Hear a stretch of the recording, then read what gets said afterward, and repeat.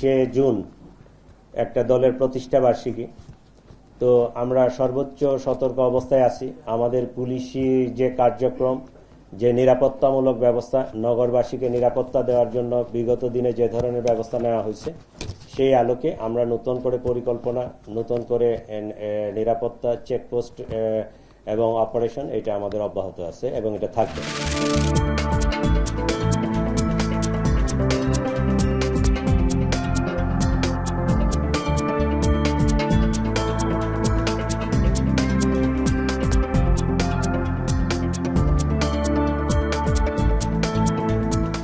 Budget দেওয়া হয়েছে, অসুবিধা নেই। বাজেট দেওয়ার দায়িত্ব সরকারের, বাস্তবায়ন করার দায়িত্ব সরকারের। শুধু এতটুকু বলবো, গত 15.5 বছর এই বাজেট থেকে যেভাবে আওয়ামী লীগ আর তার দোসররা 29 লক্ষ কোটি টাকা চুরি করে নিয়ে নিয়েছিল, সেই পথে আপনারা হাঁটবেন না।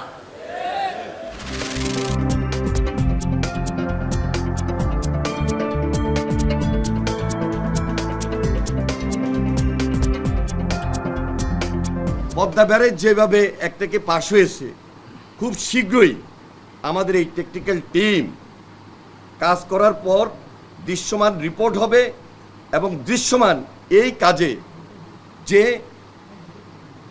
একটাকে পাশ করানো, সেই কাজটাও আমরা দৃশ্যমান করে এখানে কাজ শুরু করব ইনশাআল্লাহ।